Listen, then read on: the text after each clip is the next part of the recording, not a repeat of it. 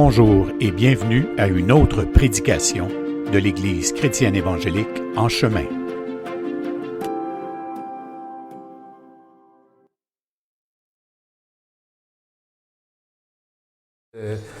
D'expliquer un peu plus à fond pourquoi ce baptême existe et pourquoi cette repentance. Et si vous vous souvenez bien, ce dont il était surtout question, c'était de montrer que l'avènement de Jean-Baptiste comme précurseur du Messie, c'est pas quelque chose de banal. Mais c'est vraiment Jean-Baptiste qui vient annoncer l'inauguration du royaume de Dieu qui, par le Messie, va prendre place. Donc, le ministère de Jean-Baptiste est extrêmement important. Il est hautement important de par le fait qu'il inaugure, non pas lui, mais il annonce cette inauguration-là. Et c'est pourquoi Jésus, parce qu'on se demande pourquoi Jésus lui-même est baptisé. Y a-t-il besoin de ça? Est-ce qu'il avait besoin de se repentir, Jésus? Non. Donc le baptême, c'est pas juste la figure d'une repentance de ses fautes, c'est aussi un baptême qui nous fait entrer dans une nouvelle réalité. Tous ceux qui font partie de la réalité du salut et de cette nouvelle sorte de vie en lui, qui est le royaume de Dieu, passent effectivement par le baptême. Et le baptême d'eau, de repentance, est une figure de celui du Saint-Esprit par lequel on est réellement régénéré. Donc tout se tient dans l'Écriture. Et le ministère de Jean-Baptiste est important. Et on va continuer de regarder ça, l'œuvre de Jean-Baptiste en rapport avec Jésus. Et aujourd'hui, je vais conclure en même temps la série sur la grâce, c'est le 9e message. Et on va conclure sur saisir pleinement à partir d'un texte de Paul la motivation de Dieu. Et personnellement, ça fait près de 40 ans que je suis sauvé. Et en ce moment, je redécouvre à quel point Dieu, dans son œuvre salutaire, a une intention bienveillante. Parce que, je vous dis ça parce que c'est, je pense, une chose que j'ai perdue de vue, ou qu'on perd de vue ici et là pendant nos vies chrétiennes, pour X, Y, Z raisons. On a l'impression que l'œuvre du salut est une œuvre de sauvetage. Tu sais, Dieu nous a créés. Le péché est entré dans le monde, on est mal foutu depuis ce temps-là, et Dieu se dit, bon, ben, coudonc, je les ai créés. Tu sais, comme un père qui a fait des enfants, puis qui se décide de s'en occuper. Il faut bien que je sois responsable, mais tu sais, comme si Dieu se sentait forcé de nous sauver parce qu'il nous a créés, alors que l'Écriture dit que, non, Dieu nous a créés, et l'œuvre du salut est une œuvre bienfaisante de sa part. C'est rempli d'une intention où il le veut vraiment. Il veut vraiment qu'on soit avec lui dans son royaume éternel. Et c'est pour ça qu'en sous-titre, j'ai écrit « Partager les richesses de sa gloire ». C'est pas rien, là. Il veut nous faire partager, ou il veut partager avec nous les richesses de sa gloire. Donc, c'est pas juste, comme je disais, il nous a pas juste... c'est pas juste une œuvre de sauvetage pour qu'on n'aille pas en enfer. C'est vraiment une intention beaucoup plus élevée que le seul fait de ne pas aller en enfer. Donc, la semaine dernière, nous avons vu que l'œuvre de la grâce de Dieu s'inscrit dans un projet, un dessein, un plan éternel, qui déjà dans l'Ancien Testament prévoit une œuvre de transformation du cœur. Cette transformation du cœur qui est annoncée dans Ézéchiel, vous vous souvenez, Ézéchiel 11, Ézéchiel 36, et dans plusieurs autres textes, cette idée où Ézéchiel dit que Dieu veut faire une œuvre dans laquelle il va nous donner un cœur nouveau. Ézéchiel. Donc, ce royaume qui prend place au moment de la Pentecôte, par la venue du Saint-Esprit, il y a 2000 ans, opère la régénération du cœur du pécheur et fera entrer ce pécheur dans une phase éternelle au retour du Seigneur. Donc, on revient toujours sur ce genre d'expression eschatologique. On est dans le déjà et le pas encore. Le royaume de Dieu est complètement inauguré à la résurrection et à la Pentecôte par la venue du Saint-Esprit qui inaugure ce nouvel ère. Et on est dans le déjà, le royaume de Dieu, mais on n'est pas pleinement dans sa réalité, donc dans le pas encore, dans ce sens-là. Donc, le plan Et là, c'est très intéressant parce que vous allez voir tout à l'heure que lorsqu'on entend souvent aujourd'hui des gens craindre la planification d'un nouvel ordre mondial, d'une gouvernance mondiale, tu sais, c'est beaucoup dans les cartons actuellement dans le discours, et la pandémie a réveillé ce genre d'affaires-là. Eh bien, l'Écriture prévoit un nouvel ordre mondial sous la gouvernance de Christ. Et croyez-moi, entre un antéchrist qui voudrait faire ça et Jésus-Christ, qui a éternellement décidé de faire ça, devinez qui va y arriver le mieux. Hein? Donc, le plan de gouvernance mondiale par une élite quelconque peut bien distraire tous ceux qui veulent se laisser distraire. Car au-delà de tout ce qu'imaginent ou de ce que peuvent imaginer des hommes, il y a dans le cœur de l'homme beaucoup de projets, mais c'est le dessein de l'Éternel qui va s'accomplir. C'est pour ça que devant les tumultes puis les paniques de bien des gens, nous, notre cœur doit être attaché au principe de foi de l'Écriture qui nous dit qu'il y a 2000 ans, Christ a inauguré ce nouvel ordre qui consiste dans son royaume établi au milieu des hommes et qui va culminer à son retour par la pleine réalité de ça. Donc, moi, là, c'est dans cette dynamique-là que je suis. Fait que ce que les gens et les hommes craignent en ce monde aujourd'hui, je me dis au fond, c'est juste qu'ils ignorent ce que Christ a accompli. Et s'il y a une bonne nouvelle à annoncer aujourd'hui, c'est de leur expliquer que Christ a déjà établi son royaume. Salut Noé. Je dis ça parce qu'elle a l'air de me regarder là, en ce moment. Donc, dans Luc chapitre 19, vous avez un épisode, et probablement que quand vous lisez Luc 19 et Luc 20, ces deux chapitres, on ne les lira pas au complet, mais on va en lire une courte partie. C'est un texte qui nous donne l'impression que Jésus dit ceci, puis après ça, il dit cela, puis après ça, il dit une autre affaire. Et longtemps, moi, je lisais l'Évangile, notamment de Luc, je me disais, on dirait qu'il n'y a pas de suite.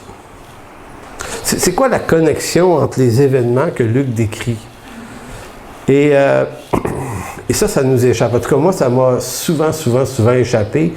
Puis, plus ça avance le temps, plus j'étudie, plus je me rends compte à quel point tout est lié ensemble. Et ce qui fait le lien, si on veut, le lien vital entre les évangiles et les lettres de Paul, par exemple, entre les prophètes de l'Ancien Testament et le Nouveau Testament, entre les déclarations de Jésus et plus loin celles des apôtres, il y a un lien toujours présent. Il y a comme un fil, une suite linéaire d'événements. C'est que Dieu a un plan. Et que tout ce que l'Écriture dit s'appuie sur ce plan. Maintenant, si on comprend mal le plan et le dessein éternel de Dieu, ben, on a l'impression que Jésus est venu pour nous sauver de l'enfer il y a 2000 ans, et puis qu'il s'est occupé d'un paquet de choses qui ont plus ou moins de rapport avec ça. Entre-temps, il a fait ci, puis il a fait ça, et on a l'impression que dans l'Ancien Testament, ça va un peu de tous les côtés, ça va, ça revient, et on ne comprend pas la suite des histoires, alors que la Bible est un livre qui est extrêmement cohérent. Donc, le plan que Dieu a, le dessein de Dieu, c'est de instituer un royaume parmi les hommes et avec des hommes. Ce plan-là, il l'a mis à exécution dès la chute dans Genèse 3,15. Il a commencé déjà à annoncer.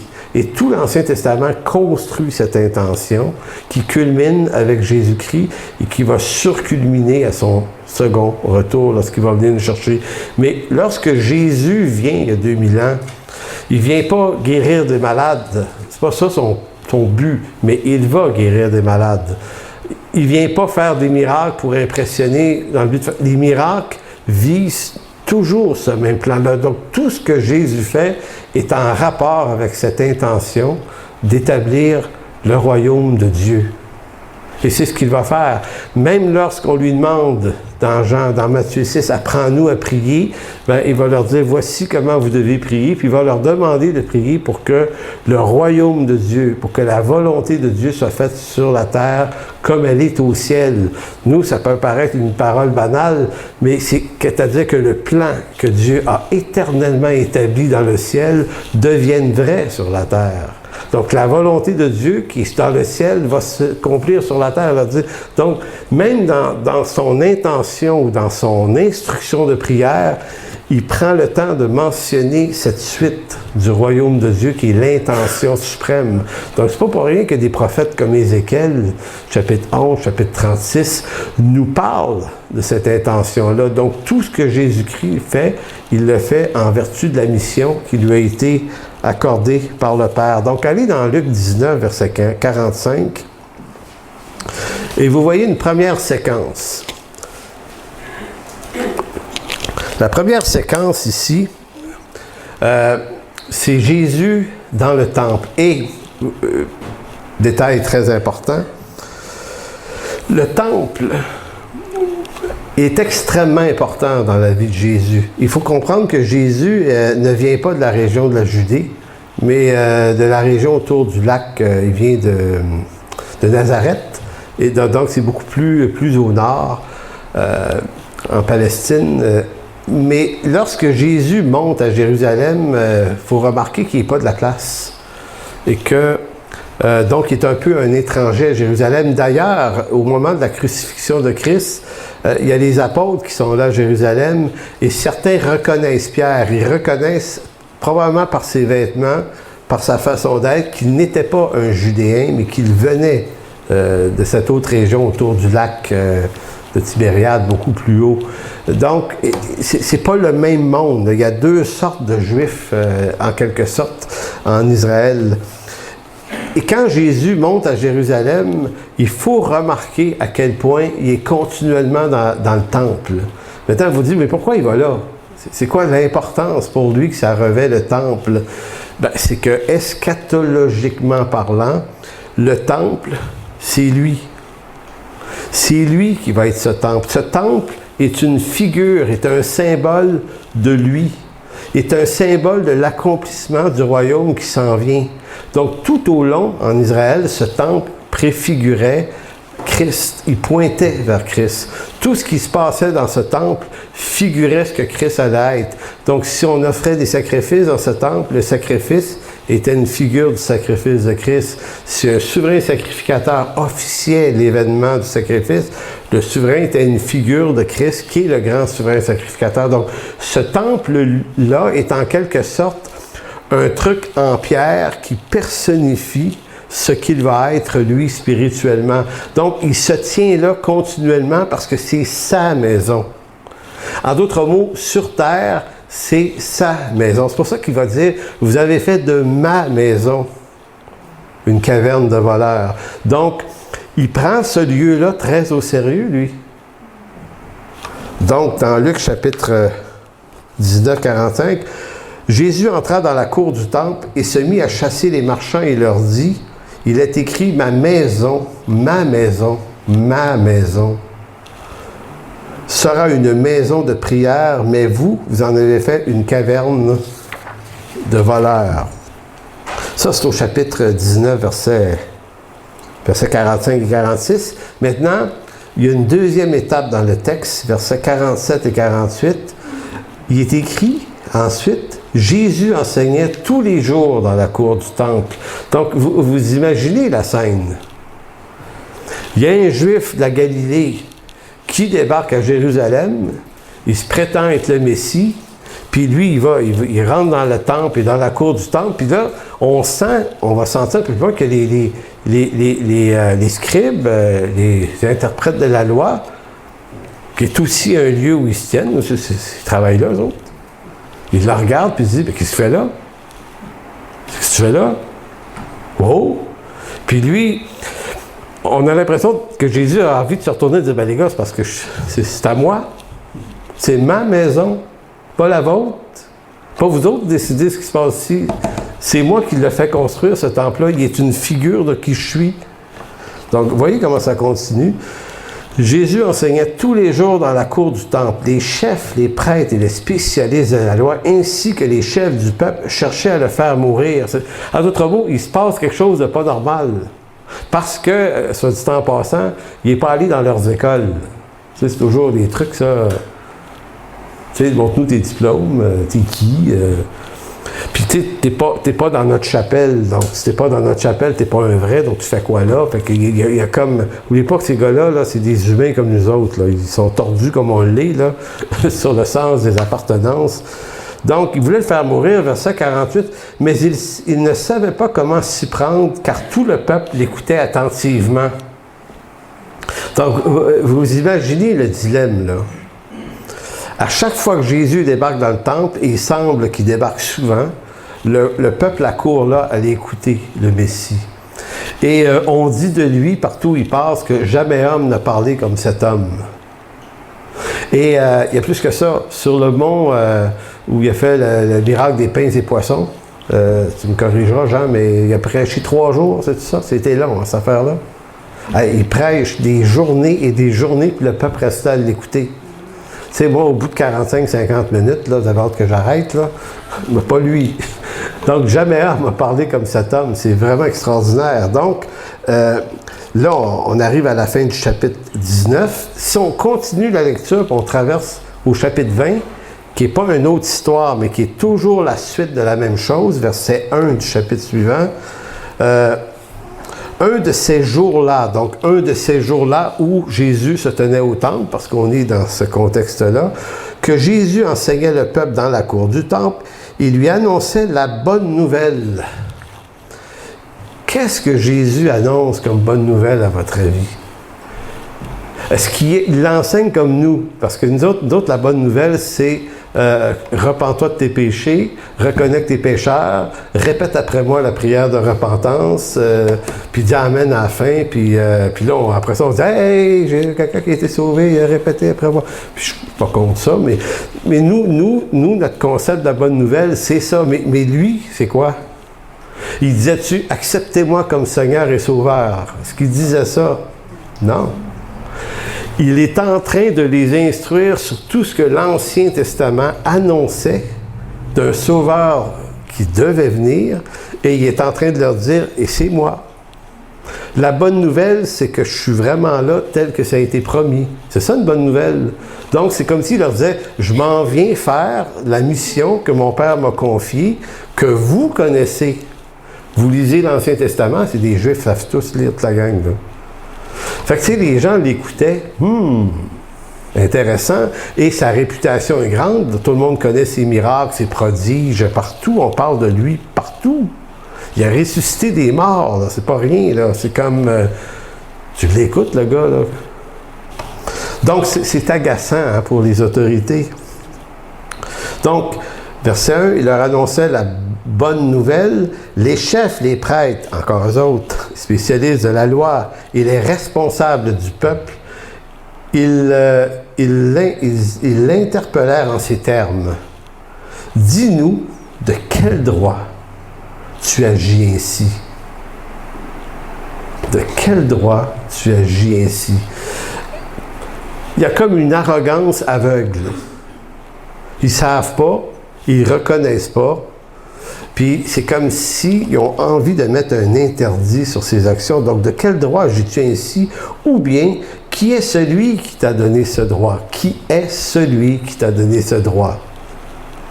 Et là, moi, personnellement, je me serais entendu, est-ce que Jésus réponde à la question d'une façon direct, en voulant dire qui est celui qui m'a donné le droit? Bien, c'est mon Père qui est dans les cieux, c'est moi qui ai fait bâtir le temple, je suis chez nous, je suis plus chez nous que chez vous, tu sais, rentrer dans une espèce de truc. Mais la réponse est très étonnante.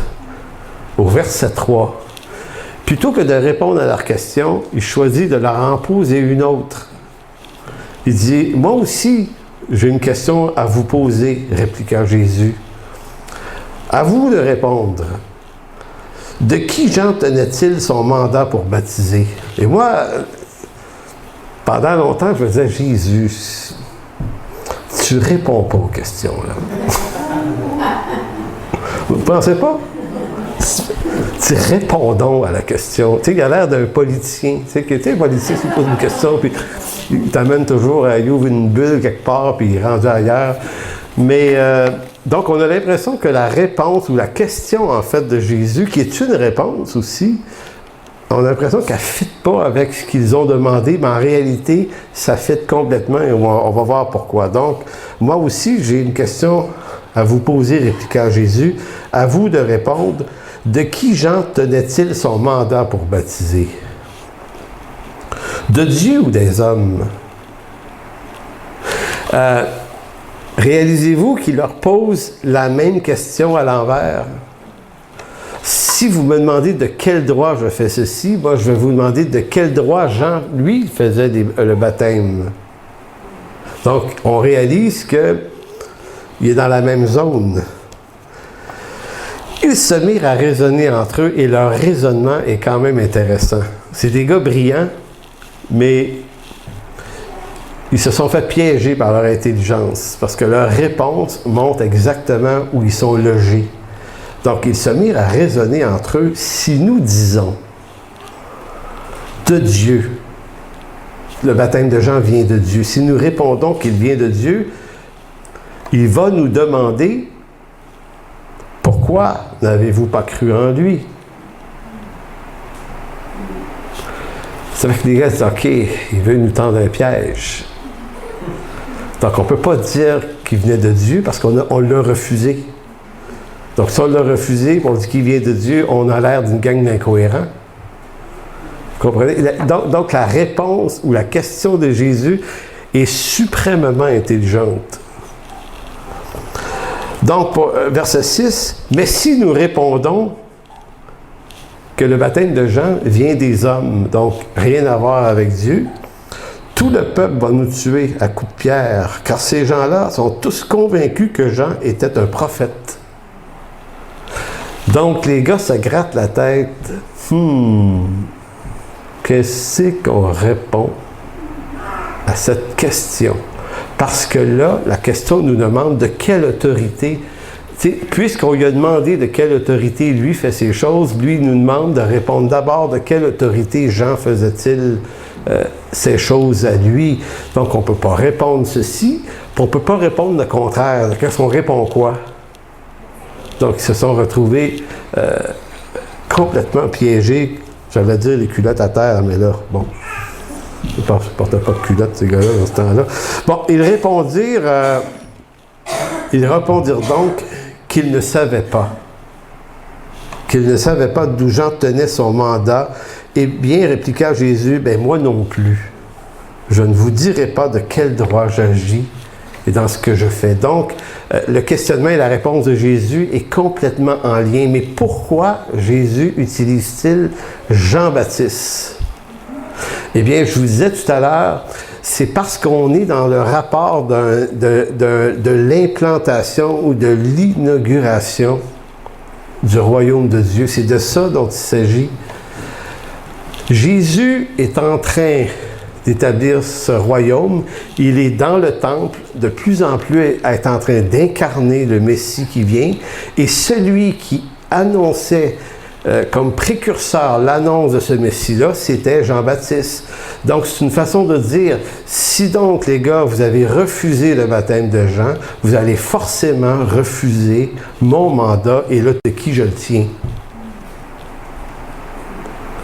Donc, ce qui revenait à dire que Jésus authentifiait le ministère de Jean, c'est parce que Jean et moi, on fait les choses, on agit du même droit, et ce droit, on le détient de la même personne, c'est du Père, tous les deux.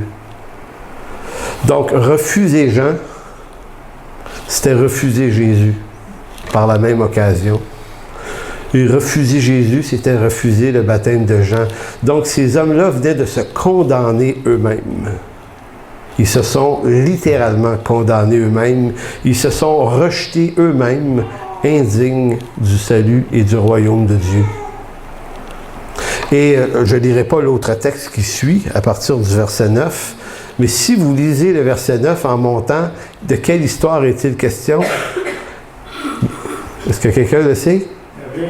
la vigne. Donc là, Jésus dit, je vais vous conter maintenant une parabole. Il dit, il y avait des vigrons qui entretenaient des vignes et le propriétaire envoyait des personnes s'occuper de la vigne. Ils les ont tués un à un après l'autre. Puis il dit, à un moment donné, il était tanné, il dit, je vais envoyer mon fils. Il dit, ils ont pris le fils et ils l'ont tué aussi. Donc, toute cette suite de textes-là prophétise exactement la même chose, l'établissement du royaume, mais le rejet du Messie qui devance l'établissement du royaume. Et là, on entre dans les desseins extraordinaires de Dieu, c'est que pour que le royaume soit inauguré et que Christ puisse sauver des perdus, il fallait qu'à la fois lui soit rejeté. C'est extraordinairement brillant, là. Il faut que ça fasse en sorte il faut qu'eux le condamnent selon leur loi. Donc, il faut qu'ils soient maudits de Dieu par la loi de Dieu, parce que la loi par laquelle ils vont le crucifier, c'est les commandements. Ils vont décider de l'accuser sur la base de la loi de Dieu. Et c'est pour ça que Christ devait être un maudit de Dieu pour pouvoir être une bénédiction ressuscitée pour les hommes. C'est un plan. C'est pour ça que quand Paul, on n'est pas là, mais dans Romains 11, tu sais, Paul parle des païens puis des Juifs qui participent au dessein de Dieu. C'est un texte compliqué. Et à la fin, Paul arrête les derniers versets du chapitre 11, puis là, il s'exclame dans ce qu'on appelle, ça une doxologie, là. Il éclate en action de grâce à cause de la sagesse infiniment variée de Dieu et de la gloire de Dieu qui dit le plan de Dieu insondable, extraordinairement sage. Je vous dis ça un peu de croche, là, mais voyez-vous, c'est ça le plan de Dieu en nos vies. Donc, c'est intéressant de continuer ce qu'on avait commencé la semaine passée et en résumé pour dire ceci de tout simple. L'objectif de Dieu était d'envoyer Jean-Baptiste comme précurseur qui annonce la venue d'un Messie qui va inaugurer le royaume de Dieu. Et ce royaume-là ne peut être inauguré que si le Messie est crucifié et devient bouc émissaire pour les pécheurs, parce que si Dieu veut remplir ce royaume-là de pécheurs rachetés, bien, il faut que le rachat ait eu lieu par le sacrifice du Fils. Donc, tout rentre en ordre, parfaitement. Donc, c'est vrai que c'est vraiment un plan terriblement extraordinaire.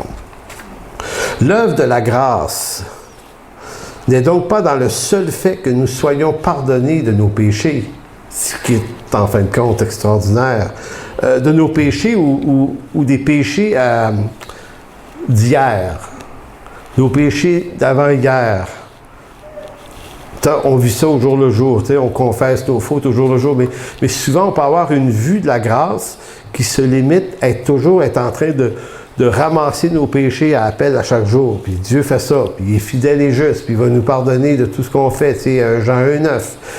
Mais c'est complètement vrai, mais cette application de la grâce-là, c'est quand même une limite énorme, parce que c'est juste le résiduel.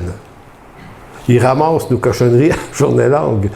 Mais son plan de grâce, c'est l'ensemble de la totalité de l'intention d'un royaume qu'il veut fonder. Donc, Dieu a décidé de prendre plaisir en des pécheurs qu'il rachèterait. Donc, c'est pas juste nos péchés au jour le jour dont il s'agit, c'est de notre condition pécheresse. Donc, vous et moi, bien qu'on produit encore des péchés, on est déjà membre, citoyen à part entière de ce royaume de Dieu. Pleinement racheté, pleinement sauvé. Vraiment, on l'est vraiment. Et ça, c'est l'œuvre de la grâce dans sa totalité. Et ce temple de pierre en était la réalité terrestre qui pointait vers le Christ jusqu'à ce que Jésus-Christ et son Église s'incarnent eux-mêmes comme la réalité éternelle de ce temple. Donc, ce temple, après la crucifixion de Jésus, se devait d'être déconstruit. Parce que le baptême de Jean-Baptiste et le baptême de Jésus, la mort, la résurrection, l'ascension et la venue du Saint-Esprit terminaient une ancienne alliance dont le temple faisait partie. Et maintenant, l'incarnation du temple, c'était le Christ lui-même et son Église les rachetés. Il n'y a pas de place pour deux temples. Donc, ce que ce temple pointait, et là, Donc, le royaume de Dieu, une des preuves que Christ a vraiment inauguré son royaume, c'est qu'il s'est arrangé faire démolir le temple de l'autre alliance d'avant.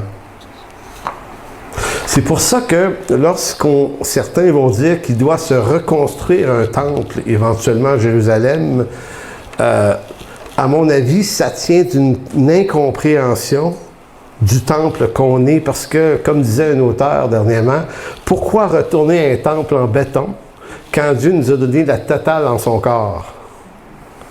Comprenez-vous? En tout cas, c'est une autre histoire, on va voir ça en eschatologie. Ça sera pour une autre fois. Donc, dans Jean chapitre 2,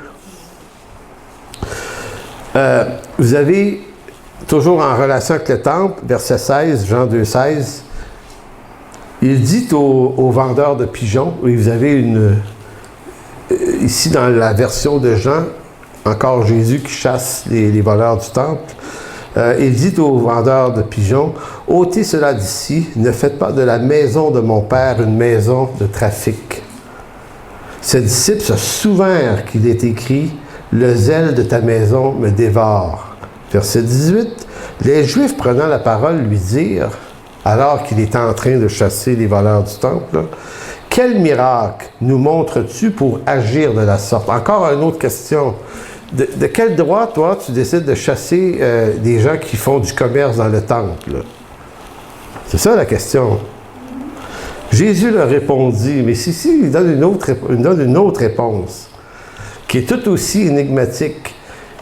C'est « Détruisez ce temple, et en 3 jours, je le relèverai. » Confirmant l'obsolescence de ce temple à cause de sa présence. Les Juifs lui dirent, il a fallu 46 ans pour bâtir ce temple, et toi, en 3 jours, tu le relèveras. Mais il parlait du temple de son corps. Donc Jésus confirme réellement que ce temple pointait vers lui. Mais si lui est là, et si sa mort et sa résurrection sont effectives, plus besoin de ce temple. Maintenant, deuxième partie de cette prédication, qui nous amène maintenant dans qu'est-ce que ça a donné tout ça.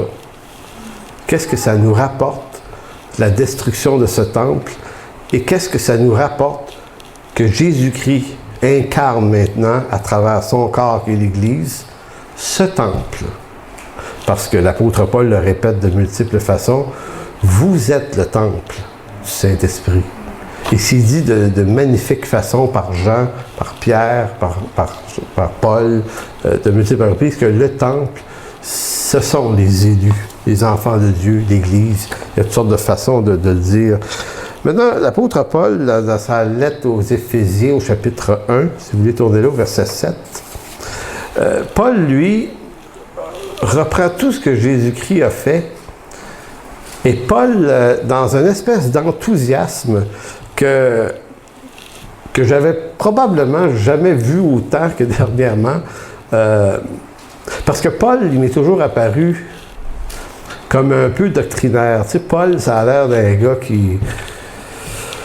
Une espèce de gars féroce qui n'a pas peur des lions, puis qui n'a pas peur des fouets, puis tu sais, c'est comme 5 fois, j'ai reçu 40 coups moins 1, puis let's go, puis tu sais, une espèce de gars courageux. Puis je réalisais dernièrement que c'est des idées préconçues qu'on se fait, puis des fois, il faut savoir s'en débarrasser pour essayer de regarder l'homme derrière l'idée, l'image qu'on se fait de lui. Et dans la lettre aux Éphésiens, Paul est d'un enthousiasme fécond, riche, de qualificatifs pour parler de la bonté de Dieu.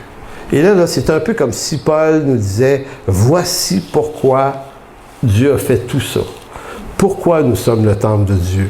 Pourquoi Jésus a fait en sorte que le temple soit détruit, qu'on devienne le temple du Saint-Esprit.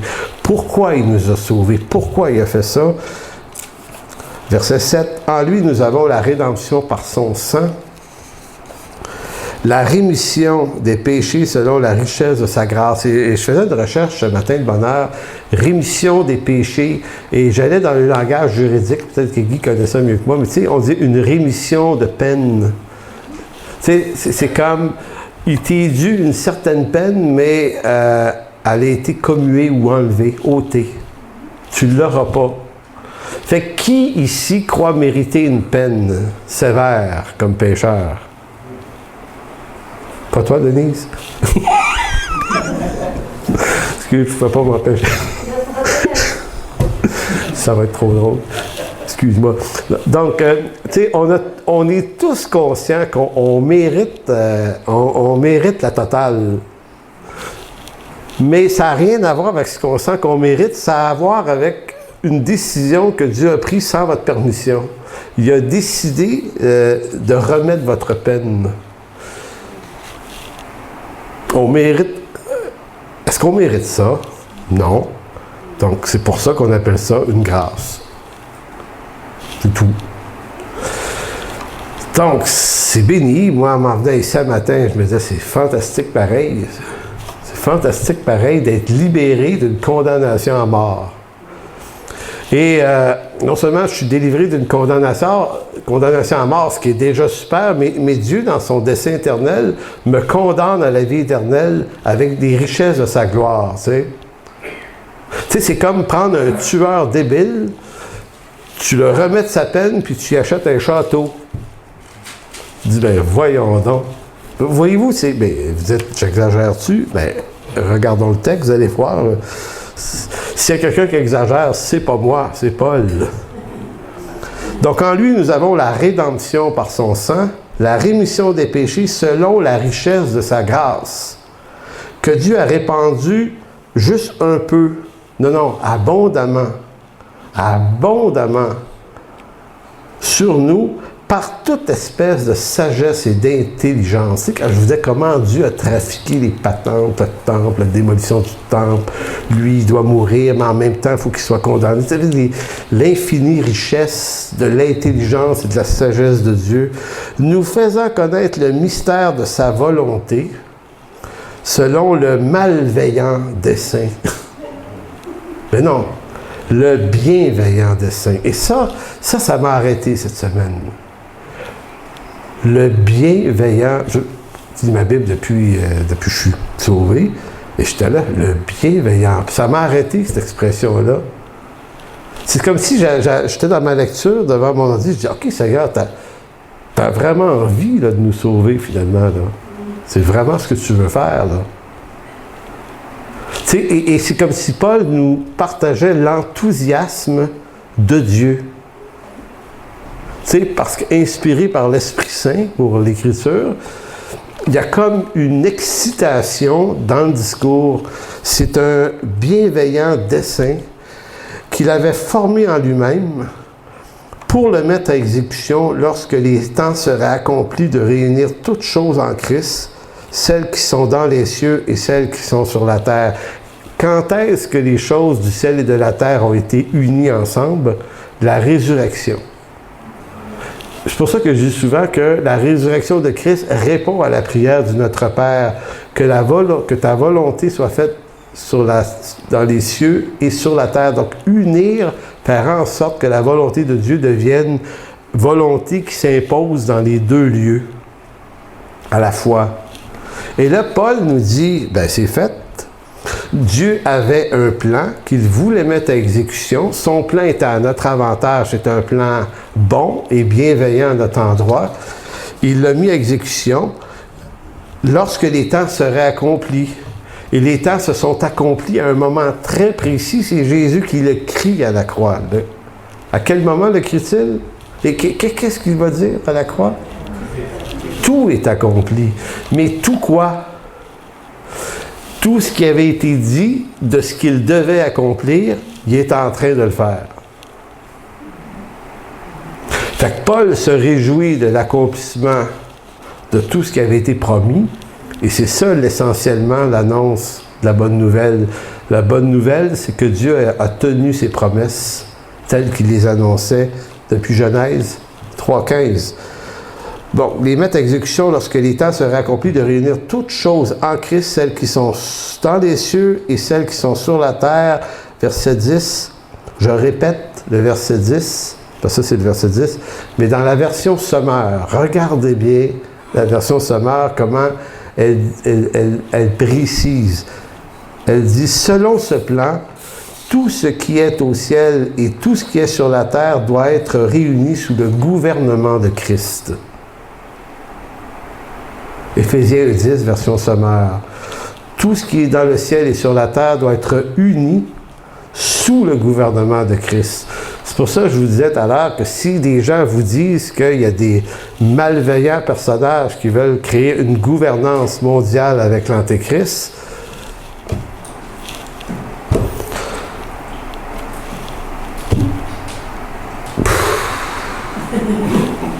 je ne sais pas pourquoi on investirait du temps à s'en inquiéter. Christ l'a déjà fait. Et là, vous ne pouvez pas prier pour que l'Antéchrist n'y arrive pas. Il n'y arrivera pas. Il ne peut pas y arriver. Christ y est arrivé. Donc, comme disait M. Henri Blocher, quelques bons théologiens vont dire, tout ce que Satan essaie de faire dans l'Écriture, Luther appelait Satan le singe de Dieu. Donc, tout ce que Dieu fait, il essaye de s'en faire une version. Mais ça ne marche jamais. Donc, relaxons de ce côté-là. La gloire de Dieu, et là je termine vers ma conclusion bientôt. Le mot bienveillant. Hein, je vous disais, Dieu a une intention qui est bienveillante. Et j'ai oublié de vous lire le verset 11, le verset d'Éphésiens 1, parce que le texte continue effectivement. Donc Dieu a un plan, un dessein bienveillant, vous vous souvenez de ça? Mais ça consiste en quoi aussi? Donc il y a des précisions, verset 11. En lui, nous sommes devenus héritiers, prédestinés suivant la résolution de celui qui opère toutes choses d'après le conseil de sa volonté. C'est une façon de dire que quand tu es Dieu, tu n'as pas d'autre à qui demander conseil qu'à Dieu. Fait que Dieu s'est consulté lui-même. Afin que nous servions à la louange de sa gloire, nous qui d'avance avons espéré en Christ. C'est incroyable. Donc, tu sais, quand je vous disais qu'on a été remis de notre peine, mais pas juste en vie d'être rendu libre des conséquences, on est enrichi en plus d'un héritage de sa gloire à lui. Et cette gloire, il y a quelques hommes seulement qui l'ont entrevue quelques courts instants. Vous avez Moïse sur le mont Horeb. On dit de lui qu'il était amené dans la présence de Dieu. Quand il redescendait de là, il brillait. Il se mettait un linge à la tête. Vous vous souvenez de ça? Vous avez des gars comme Élie. Vous avez des hommes comme Daniel dans l'Ancien Testament qui ont comme visité des lieux célestes particuliers. Vous avez Ésaïe chapitre 6, qui était amené en haut aussi, qui a vu des choses absolument terribles. Et dans la plupart des cas, les gars ont eu peur de mourir tellement que c'était intense.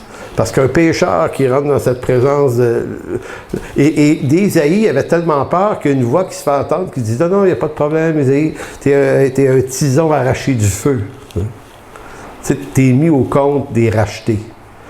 C'est comme si les péchés d'Ésaïe sont comme les vôtres.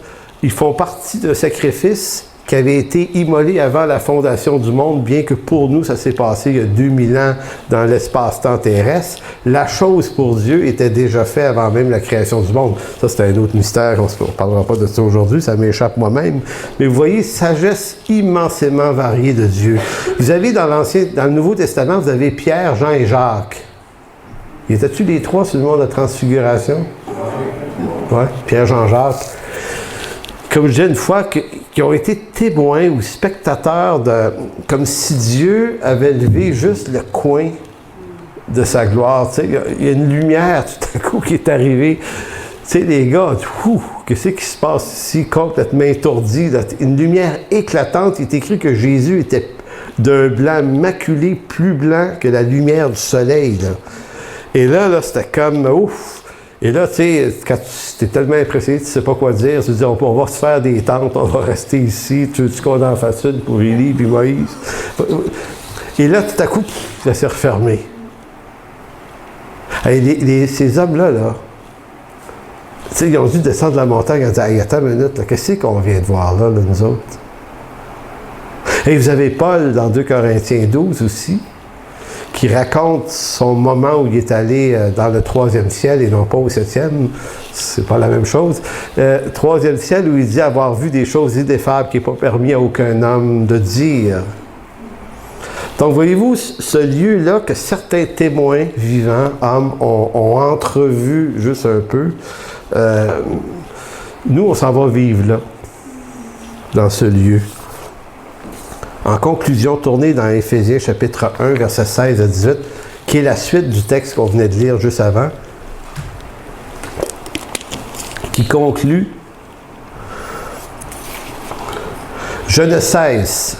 Et là, vous allez comprendre, la réponse, de l'action de grâce de Paul est en conséquence de le Dieu bienfaisant qui nous a mis comme héritiers. Hein?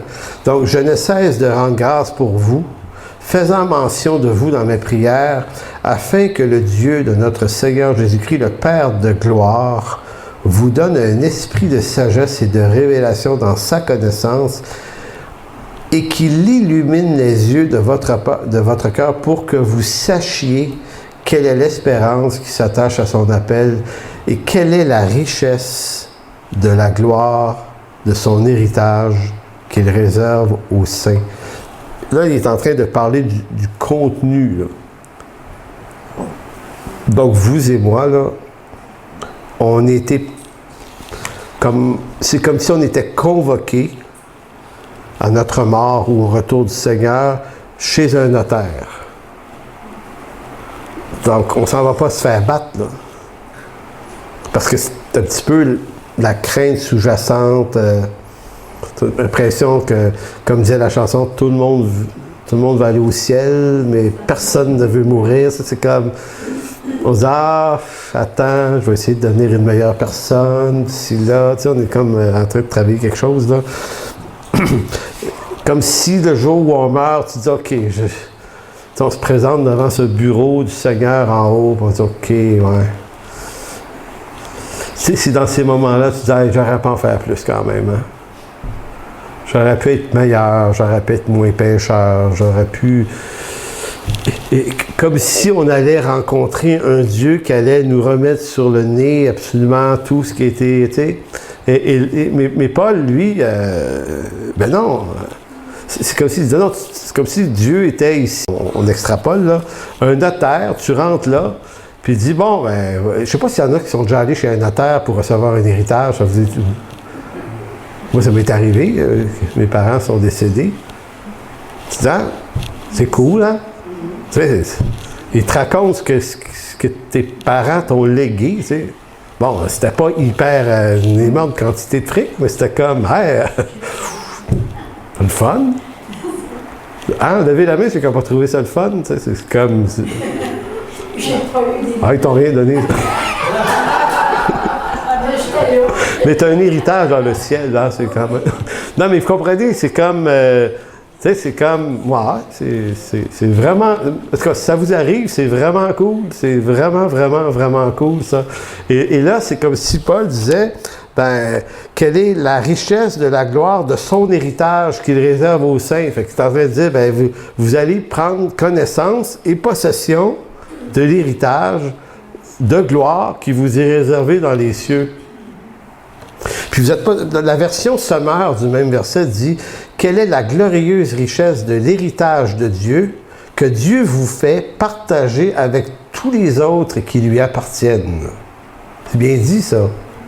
Donc, c'est un héritage qui est en partage aussi avec mes frères, mes sœurs dans la foi. On est tous héritiers de Dieu. Donc, c'est béni. Hein?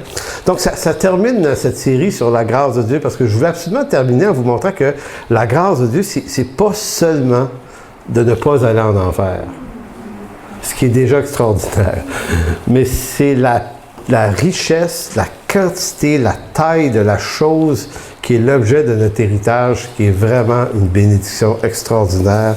Et tout ça sans qu'on le mérite. Donc c'est pour ça qu'on appelle ça une grâce de Dieu. Amen. On va juste prier et ensuite Guy va venir présenter la discussion. Alors Seigneur, mon Dieu, on veut te rendre grâce aujourd'hui pour ta parole. Et on te rend grâce cet après-midi, vraiment tout spécialement, mais vraiment tout spécialement pour la richesse ou les richesses de cet héritage dans la gloire. Seigneur, en le disant, on a l'impression que même les mots humains traduisent pas la qualité de cette sorte de richesse. On ne peut pas imaginer. On peut en fait à peine, ou même juste un peu imaginer, mais pas beaucoup plus. Et Seigneur, on veut vraiment te dire merci que tu nous aies sauvés, que tu nous as choisis, que tu nous as, sans qu'on le mérite, désignés comme tes héritiers. Merci, Père. Merci, dans le précieux nom de Jésus. Amen.